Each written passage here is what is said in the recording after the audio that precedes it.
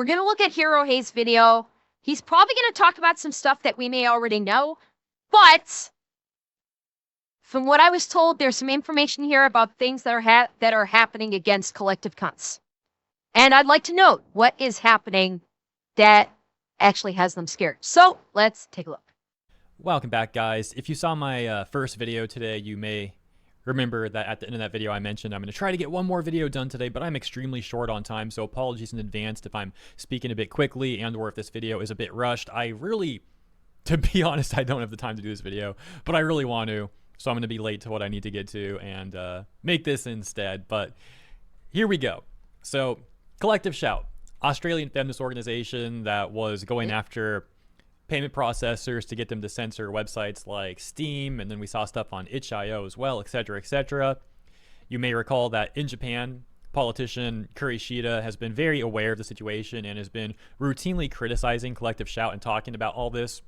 And now here he is again, just flat out saying Collective Shout's activities and practices should be investigated worldwide as they pose such a threat. Responding to an account that says Collective Shout needs to be audited, I'm willing to bet money that they are being financed by a tech company in charge of age gating. The co-founder is on Australia's board, And amidst all of this, Collective Shout has also gone into hiding even more, which is just the peak of comedy. Because they were bragging about it. Like we said the other day, these people were bragging about their, as they call them, victories on their Twitter accounts and on their social media accounts. They were bragging about this stuff, and as soon as people start becoming aware of what's going on and looking into these people and criticizing them, they just all play victim. They all lock down their accounts, and here we are. For example, Collective Shout's Twitter account is still in protected mode, of course, as they have been for a number of days now. This is not new. There's not much to see here. But over on their LinkedIn, I guess they do have some things to say, and Pirate Nation says that they're claiming on their LinkedIn account that Elon Musk has put them at greater risk. As Ember is fond of saying, Collective Shout colloquially has no balls. I think you mean metaphorically has no balls, Leo. Where have we heard that before? I feel like I've heard that same line before from like other people online or like other organizations online specifically. But yeah, here's the statement. Elon Musk's actions have put us at greater risk. Movement director MTR in the Australian. Yeah. Collective Shout's founder Melinda Tankard-Reist said her group will not be silenced by gamers' threats and abuse. Gamers are just so powerful, guys. We've got these organizations. Thank you, Phantom Giver. Thank you for the tier 1. Yeah, we will not be silenced. Let's see how long that lasts. I mean, they want to claim we will not be silenced. Bitch, you privated your Twitter account, so apparently you will be silenced if you're going to private your Twitter account. So the lie detector test determined that was a fucking lie. And these corpos terrified. Even Ubisoft the other day was like saying that gamers are abusing them and hurting their reputation. And so continuing, she says, Melinda Tankard-Reist, predictably, misogynistic gamers have come out in full force in defense of their access to these problematic games. They have unleashed a torrent of abuse and threats of violence against the women on our team, across multiple online platforms and via email to individuals. Notice how they had to specify women. They're literally pulling the woman card. Because this is a group that is comprised entirely of women. There are no men involved in the Collective Cunts. Not one. It is 100% woman cult. So because, of course, they had to specify against the women on our team, because it's the bid for sympathy from the extreme leftists. Because they are expecting the extreme leftists to come charging to the rescue going, how dare you threaten women? We are the champions of women. You know, all those little cucked little soy boys that nobody gives a fuck about. They're basically putting out a call for help from the soy boys to come riding in on their white bicycle chargers and going, protect the women! Protect the women! Not realizing that they pissed off gamers, who are a fuckload scarier than a bunch of cucked out slave boys. Staff members, these men, have threatened to do terrible things to all of us and said terrible things about all of us. It goes on and on. Fucking where? Fucking where? You bitches have been boot stomping men on the internet for fucking years. Okay? Women have been saying men should not have any rights, that men should not have mental health, that men should just go the fuck away.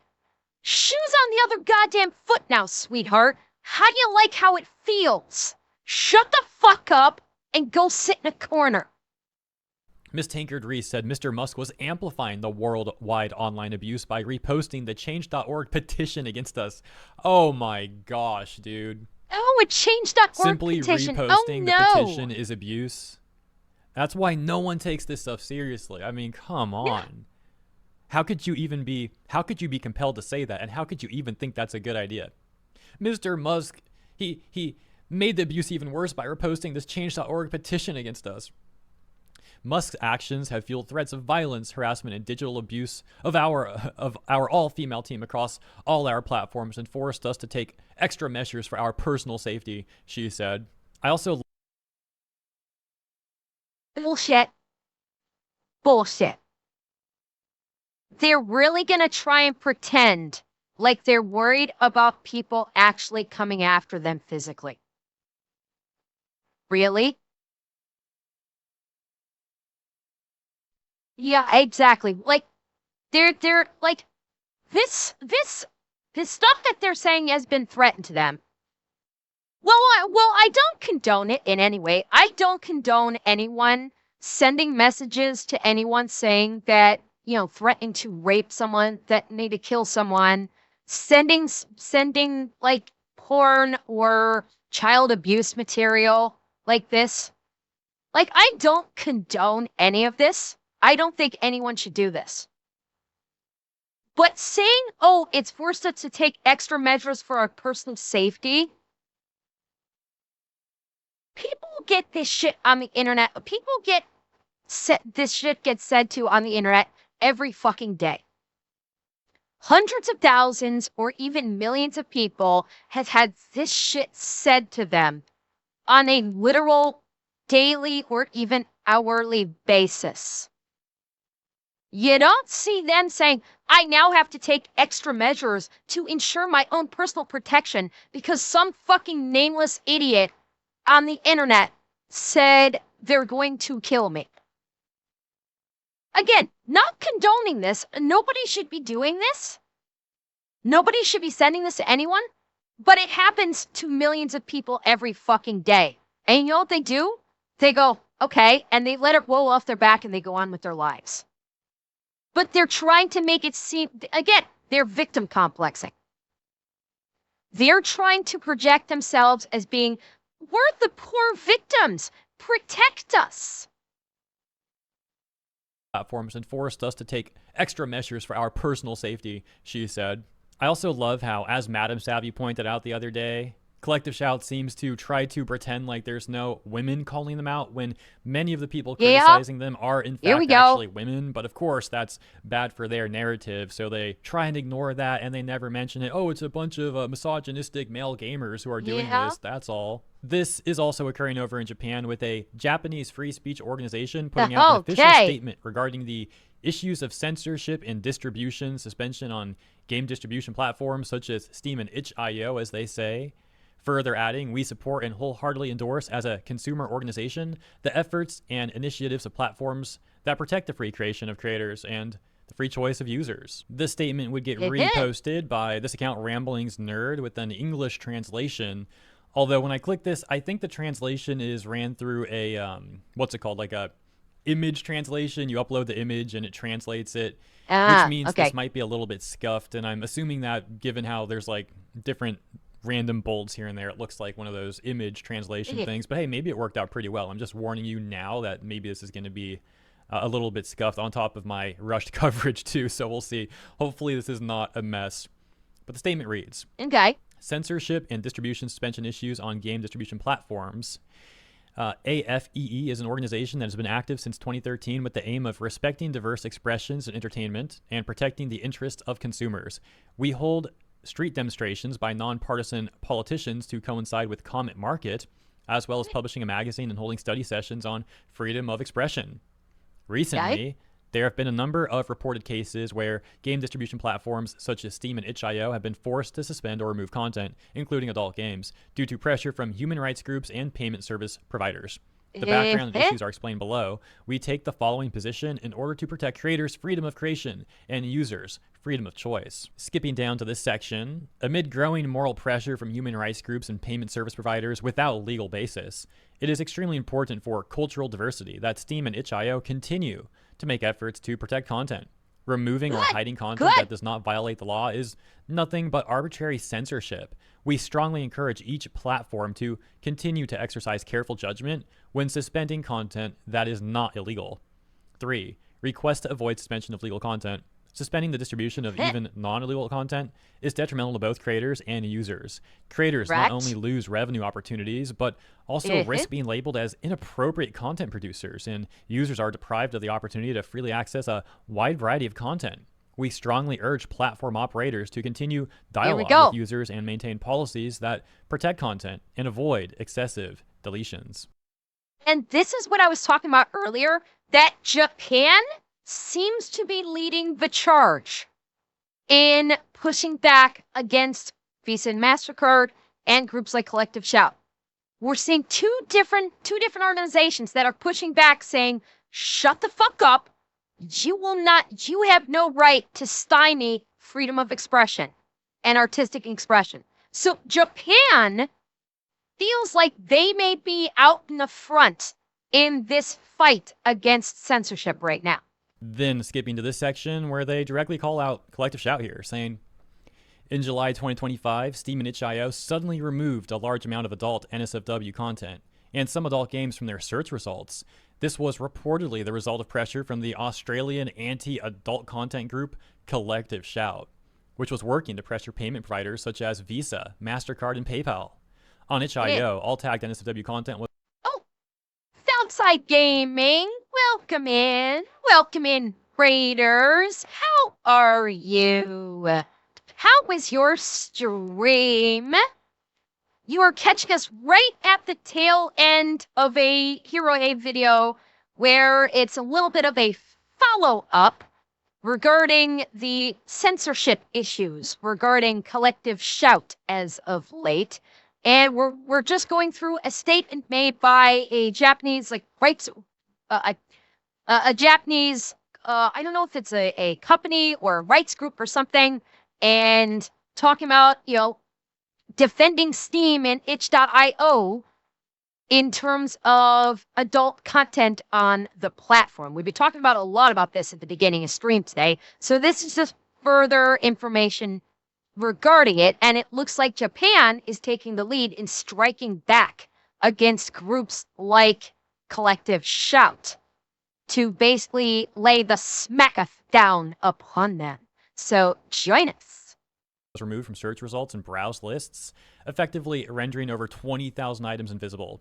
This was done without prior notice and in a confusing manner. Steam revised its Steamworks guidelines to prohibit adult content that is deemed to not meet the payment processor standards and immediately removed a large amount of content in question.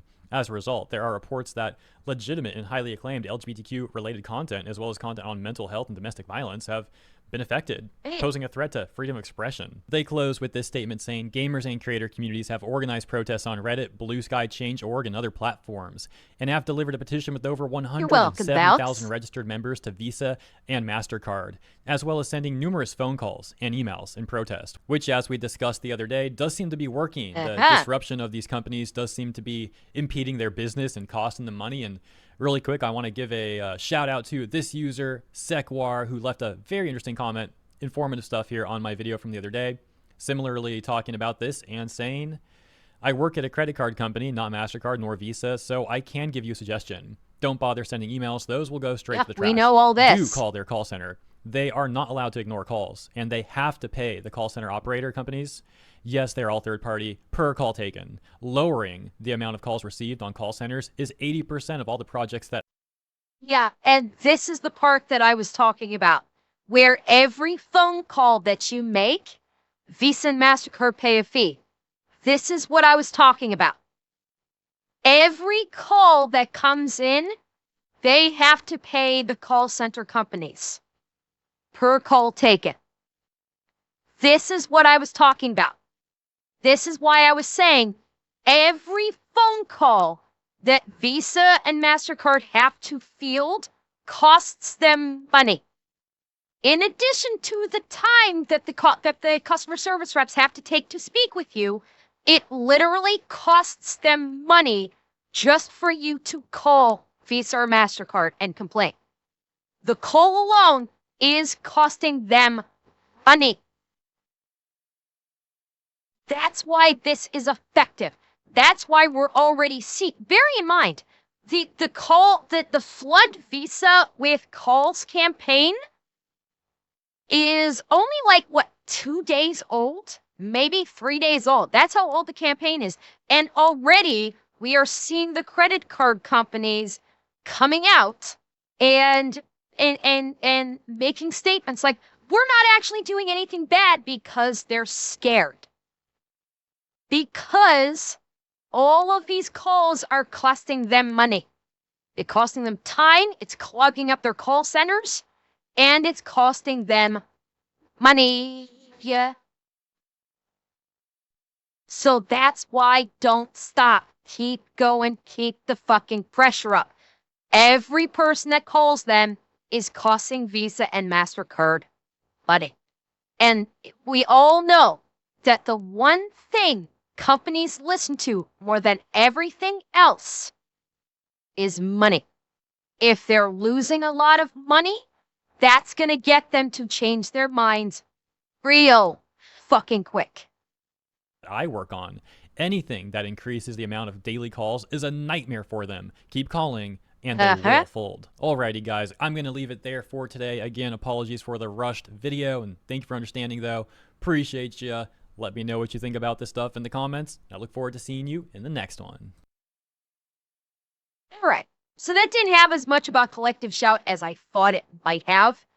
But again, it's good to see that Japan is spearheading the charge on going after Collective Shout.